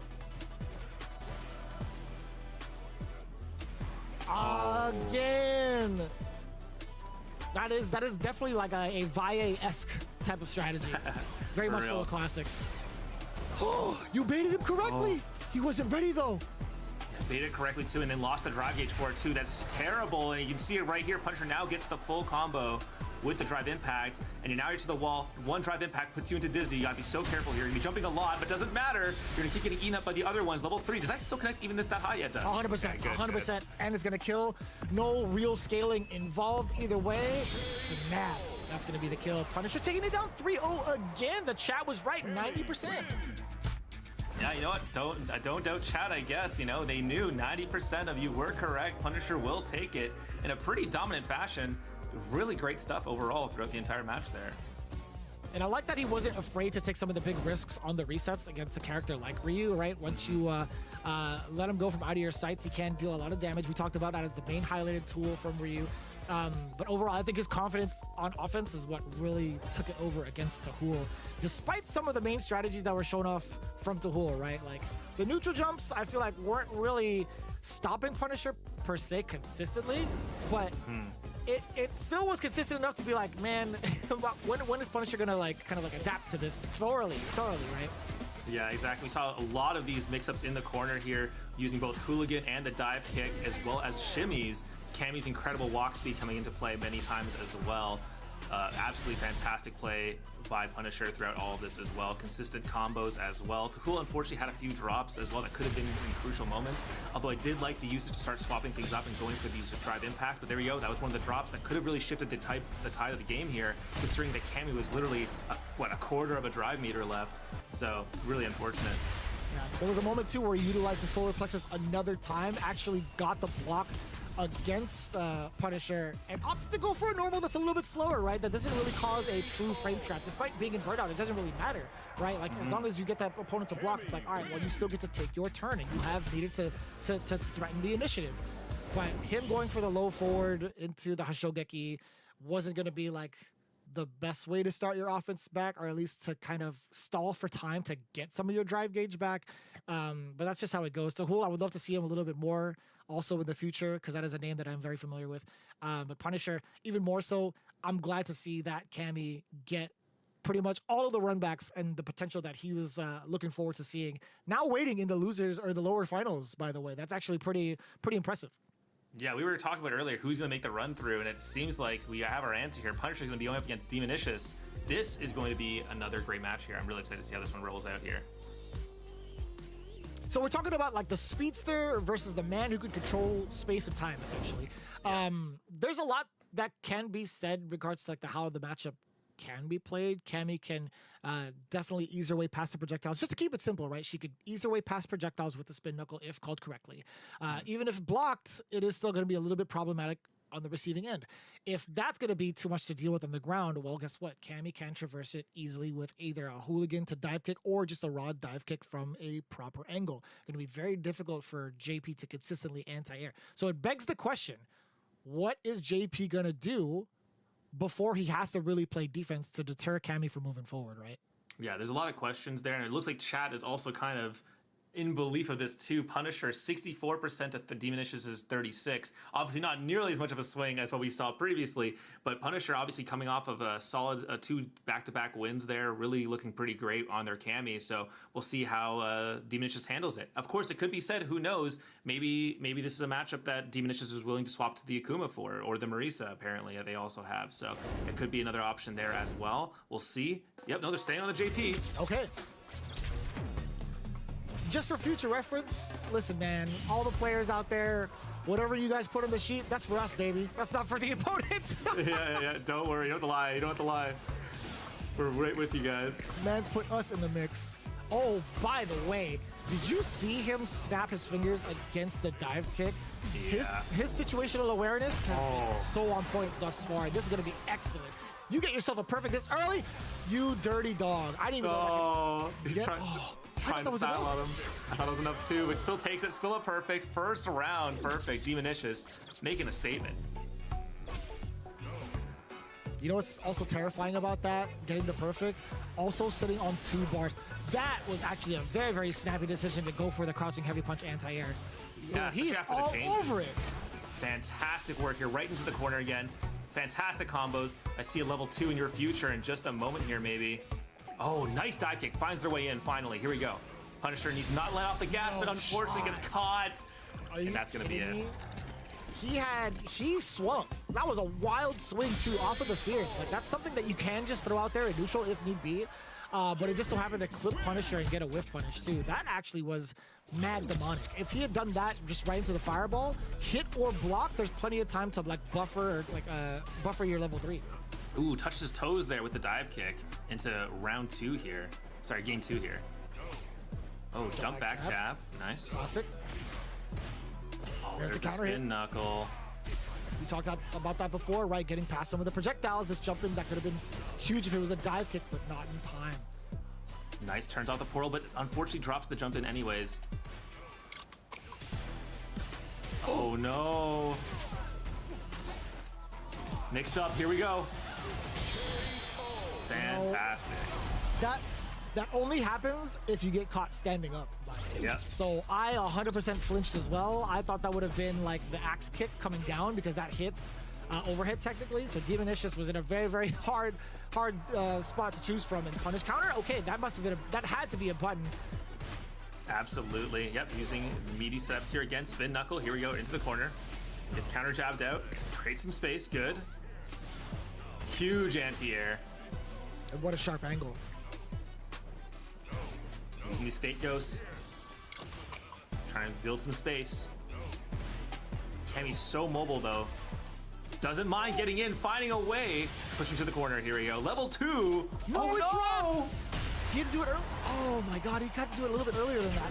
But thank the gods that be. Listen, man, that drive impact was the saving grace for Punisher as well. Yeah, a bit of a scramble. Sometimes you gotta let it rip in those situations. 1-1, game 3. Here we go. Could be anyone's game still.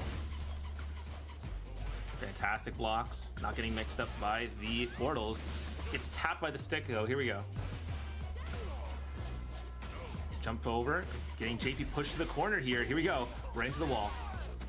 Good exposure on the low as well. Yo, he woke up with a roundhouse. My man woke up with violence. That wasn't even like anything anybody could read. Demonicious, though, that could have been maybe enough to possibly link, but I did like his choice there to go for the side swap combo too, which was fantastic. Gets pushed out with the wake up drive reversal. Lots of good jump-ins here. Staying safe. Gets pushed back out. Oh, no, that's gonna be it with no drive gauge. Good luck. yeah, you were forcing your opponent to get essentially chipped out too. And that, okay, deceptive crouching medium punch off of the drive rush. That was a very, very potent tool in season 1. They adjusted that hitbox, or hurtbox, I should say, thank God. But didn't really get the most out of that. Punisher now on the offensive, checking the amnesia once more. Level 2, grounded by the way. Fantastic, just short of a drive burnout though. That's gonna be enough for Demonicious to start setting something up here. Jumps in with the teleport. Oh, gets tapped. Oh, there's no way you have the confirm. What a pickup. It's not gonna kill necessarily, but it leads to a full screen JP to set up for OD portal. Yeah, it also gives him a lot of his drive gauge back. He was barely hanging on earlier. Now he's at a higher mount. There we go. There's the overhead, bringing that out. Demonicious has done that twice now to win sets. Fantastic. 2-1 for JP here. The wickedness of throwing off the overhead in a moment where you can get interrupted into death. He knew that Punisher was going to be so reluctant to press buttons and be so under pressure to throw out that overhead.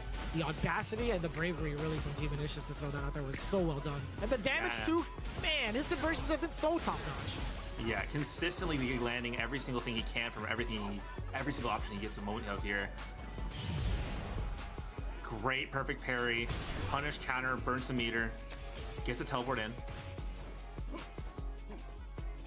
Space each other out a bit more here. Fate ghosts. Good jump in by Punisher here. Here we go. Opening up for the forward throw as well. Demonicious taking at the very last second, hence why they were so spread apart afterwards.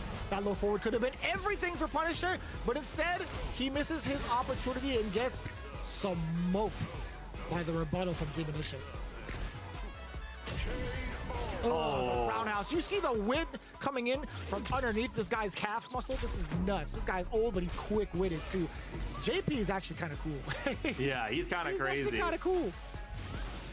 Fantastic play here so far by Demonicious. Another overhead. He's not scared to go for it. Almost gets another pickup with it as well. But a little too close to use that. Gets counter hit. Huge good choice with the Amnesia. But the slide kept going because it was the longer version. That's actually kind of funny. That's actually kind of funny. I've never seen that interaction. Yeah. No shot. Oh, I didn't even think that would hit. No, that was so smart. The character moves up a notch when the activation happens. That's the thing. That's why it avoided the roundhouse. That was so smart. Yeah, exactly. Level 3. We've seen it many times before. Fantastic confirms, as always, by Demonicious. And he will take this game 3. All of that cool stuff didn't even matter as soon as Demonicious got the hit and he had level 3 in stock. I'm like, all right, man. I was gonna let it rock. Like, you know, level 2 was pretty cool, avoiding the anti-air altogether. But then Demonicious is like, you know what's cooler? Winning. And he did it. I get it. That's crazy. That is crazy. Oh man, Punisher, I really like the choice there though, constantly recognizing how on top of the anti-airs Demonicious was, so threw in the super to mix it up, because obviously typically Cammy's dive kicks, despite their change in trajectory, they typically go at the same speed, but the super has a different speed entirely, so that was a fantastic mix up there. Unfortunately didn't pay off in the end, but I really like the choice there completely. Excellent work from both, more so I think from Demonicious, keeping the tenacity going and also the mix-ups going on offense, exactly what we wanted to see. A couple of mishaps too, running into the big jump-ins that Punisher had in mind. But speaking of mix-ups, I think the hooligan mix-ups were so prominent in this matchup, and it was so difficult to even contest. Him not going to that well even more so towards the end was really kind of a tragedy too, and also him missing that level 2, a little bit of a mishap, but the saving grace with the DI was pretty important. But overall, Demonicious, his composure and landing some of the consistent damage, I think, is what spelled out the game for him. Yeah, absolutely. And as you kind of see across this as well, we even saw some moments here where Punisher did get the baits on the Amnesia just like that. So they did some fantastic work there, but unfortunately came out a little short with how strong Demonicious anti-air game was. I think consistently that was one of the stories here, was either that was the portals to snag one of the dive kicks, or it was the roundhouses here that were just absolutely crazy. Fantastic work by both players, but Demonicious, there it is. There's the delay of the super to get in on him at the end. But that's going to be the crouching heavy as well into level 3. Immediately afterwards, the light was immediately shown on Demonicious. It's like, yeah, that was cool, man. That was real cute. That was a cute level 2. But what's that to my level 3? The way that he just sidesteps his own projectile too. This guy's on boss. It's clean. It's clean. One of the best win pose animations too. What a fantastic character they made here. Absolutely amazing. Absolutely amazing. Yeah. Really excited to see like the future of JPs in general, like in terms of the story with more characters being added in to the lore, but also just the development of the character now that, you know, the nerfs are going to be more frequent, or sorry, nerfs and buffs are going to be more frequent now that like Nakayama-san had mentioned that over in one of the interviews. But overall, again, a lot of the JP mains, they're still thriving, man. I mean, like even after the nerfs, I mean, what at Evo Japan, he got second place, right? So still a pretty strong character. Yeah, many times, unless the character gets completely reworked, if a character was insanely good, some nerfs are not going to be enough to like push them down all the way, because they got so many tools, especially in the case of JP. He has many fantastic tools, and he's so versatile too, and which is so awesome because he allows you to play the matchup in your own sort of style too. Demonicious in particular doesn't really play a more of a zoner-centric JP. You can see him going for a lot more mix-ups. I don't see many JPs going for the drive rush overheads, and that was a fantastic choice there too. So really respect his work here so far. Yeah. As few and far between that you see those overheads, it's good to exercise that option more often than not, I think. So yeah, that was a really good point that you put out there in regards to Demonicious' JP. But he's going up against a different beast. Well, technically not, because this is a run back. Yeah, right? This is a run back. We saw it a couple times earlier. Fruit navigated expertly around Amnesia, and that was one of the big hallmarks of the previous set. Not to mention Fruit threading the needle at one point through a level 2 of JP, surviving it with the drive gauge intact. Absolutely incredible play so far. So between these two, I'm really excited to see how this match next match goes, because this is going to be a fun run back for sure. What a beast, figuratively and literally. That was actually the sickest play. Like even at this level, I'm thinking to myself, like that's actually one of the sickest things you can do against a level 2. And chat also is a believer of Fruit. right? Being able to navigate your way with Blanca just like that too. We kind of hyped him up a little bit, right? We were talking about 1900 MR master ranked Blanca, but Demonicious, man, he's been looking so terrifying right out the gate that I think it'll be a lot closer than you expect in comparison to the polls. Yeah, and honestly, it also goes to say a little bit about the tournament structure too, right? Demonicious just came off of a win, feeling pretty good, did really solid, feels pretty warm. Fruit's been waiting up there for a little while, so hopefully hasn't gone too cold on anything and hasn't forgotten how strong Demonicious was in that first match, because some of those rounds were a lot closer than we probably want to give him credit for, so we'll probably have to see how they shake out this time around. Yeah. Two different aspects of pressure for both players, right? You're looking at where it is on the tournament structure for Fruit. He's waiting on the winners or the upper side, right? So technically, if he wins just 1 3 out of 5 set, he is your champion. Demonicious, he's the one that is tasked with having to reset the bracket first. Let's see if he can pull it off. Yeah, here we go. Getting into it. Full screen Blanca Ball managed to find their way in. Fruit, with only a sliver of drive gauge left here, looking for a setup, uses the Blanca Ball to go for an empty low. Baits out the Amnesia perfectly. Here we go. Goes for the doll. Oh no. Bit of a trade there, but really great mix up there. I didn't realize with the animation, the cane hits Blanca right in the jaw. That's actually kind of sick. Good conversion too. That was a counter hit, by the way, off the low medium kick. Forced to block. And also checking the movement. That was very smart. Tapping with the lights, but still very important against Fruit. Amnesia call out against the OD Blanca Ball. Very slick, because again, that drive gauge is now about to be fully depleted. Yep, there it is. Loses the drive impact too. Meanwhile, Demonicious over there with a full stick. Let's see what he does with it though. Oh, Fruit's not gonna give him the chance. Going into level 2, hoping to pressure him out of it entirely. But Demonicious finds a couple jabs out. Fantastic. What a button choice. That was a big call out against the level 2. Really smart against the fast fall. Yeah, level 2's almost out too. Another one, here we go. Using that shimmy strategy again, doesn't mount to anything this time though. But watch that, level 3, level 1 on deck, I was about to say, but actually it's just barely enough. Here we go. Could do it again if you wanted to. Watch out for the possible DI. Oh, chose to get hit by the doll, I think there. No way. Oh, you have enough for level 1. You have enough for level 1. No way. Oh no. He dropped. It's so close. Next hit could be anything here. Uses You could chip him out too. You could, if you could set up level 2, you could chip out proper. There it is, you're right. Fantastic work by Demonicious there, recognizing it, pinning him down with the spike before going for level 2. Oh no. Huge start for Demonicious. And you cheeky guy, you went for the OD reset for the command grab? That was hella damage. Yeah, incredible damage. Most people kind of resign themselves after a perfect parry, thinking it's on the over after that. Oh no, delayed the ball just by a bit, so the Amnesia whiffs. Fantastic level 1 choice, pushes them off the doll here too. Nice. Get off screen. Good work. Set to the portal.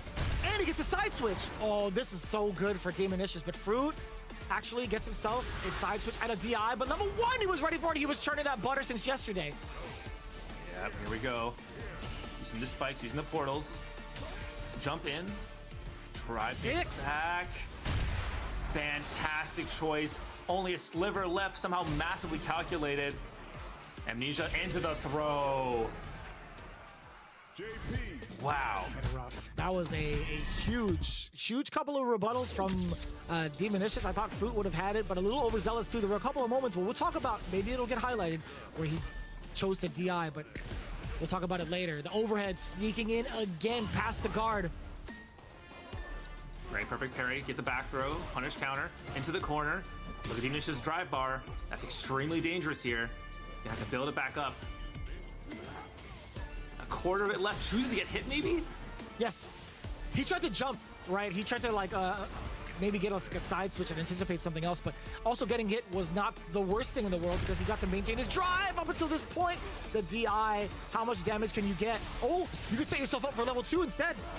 Yeah, Are you gonna let the beast rock? Here we go. He's probably gonna look for it in just a moment here. Drive impact. Should be enough.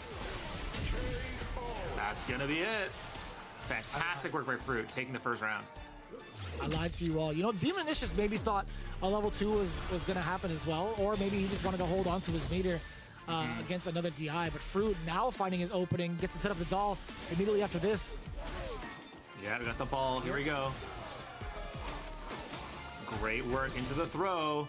You love to see it. Another setup. Oh no. Amnesia's choice was good. Gets the side swap, but the doll is still there. Tries to get to it in time, but it's just getting kept out by JP holding the left side.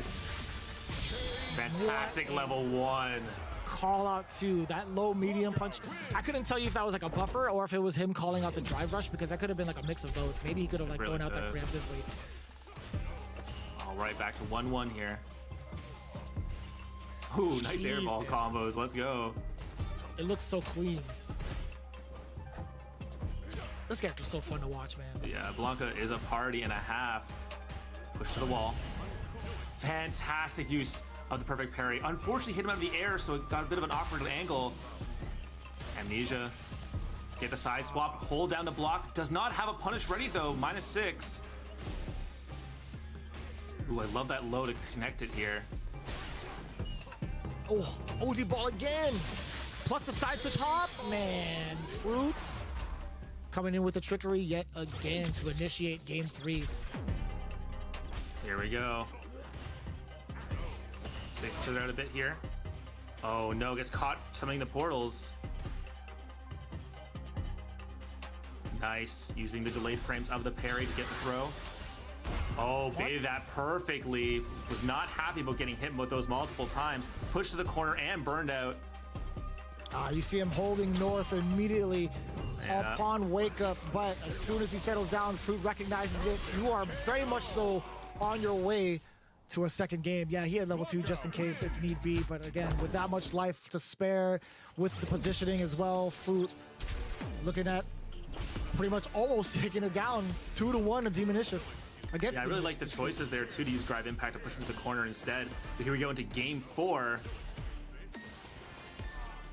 OD Nice. ball, the big criminal. You trying to kick the ghost, young man? That's crazy. Nice, catches the parry whiff.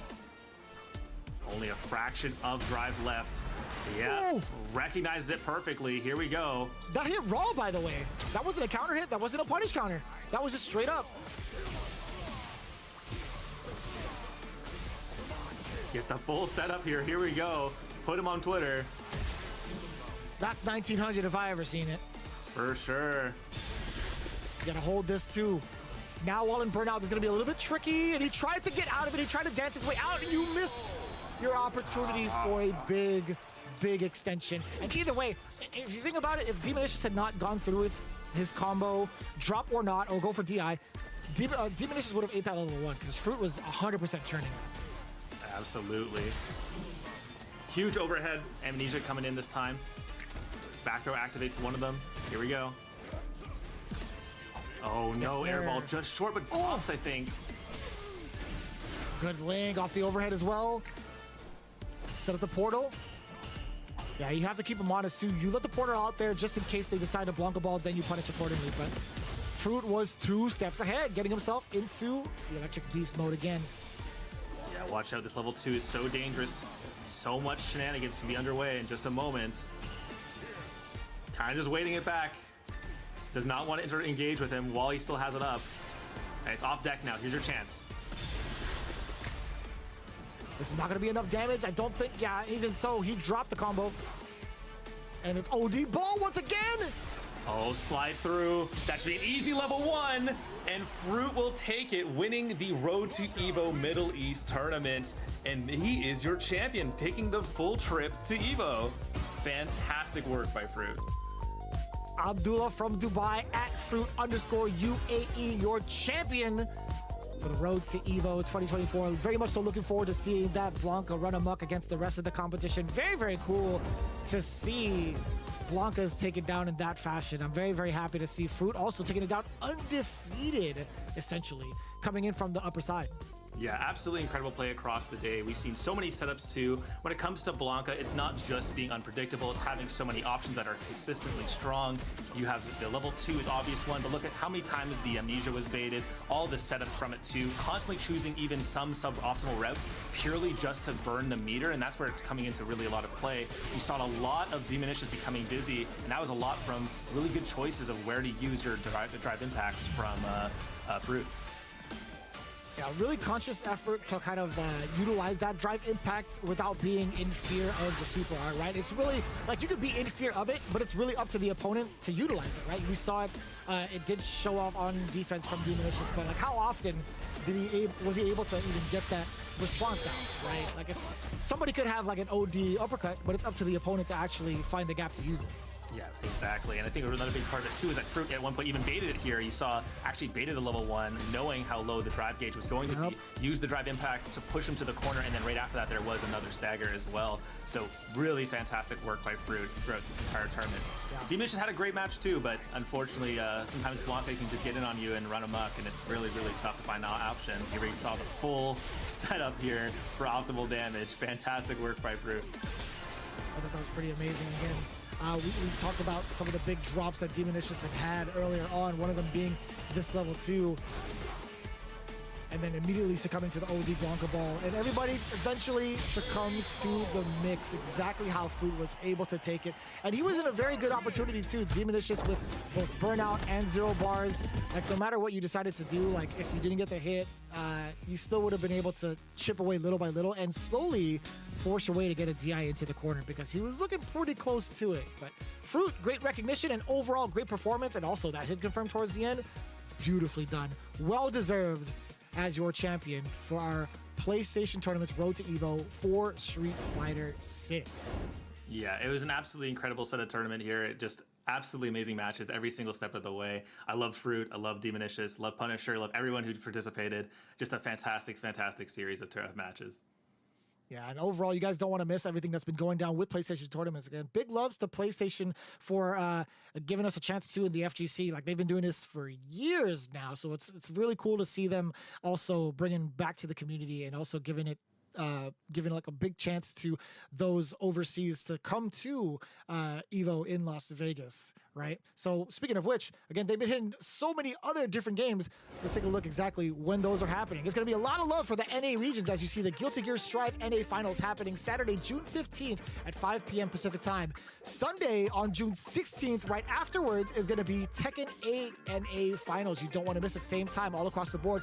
Then following week after that, Saturday, June 22nd, King of Fighters 15 for North America, rounded off by Street Fighter 6 on Sunday, June 23rd, all again at 5 p.m. Pacific time for North America. Yeah, and honestly, that's going to be another amazing set of matches as well. North America, also very famously, incredibly fun region. Lots of great Street Fighter players there as well. Can't wait to see that one as well. It's going to be absolutely fantastic. And of course, guys, if you guys want to check out more fighting game content, more stuff, Road to Evo and everything is coming up to the actual Evo tournament coming out soon. So make sure you guys go check that as well. But I think that's going to be it for us. Thank you everyone so much for watching. I've been the Skilled Roy, joined here today by Vicious. Thank you everyone so much for watching. Peace.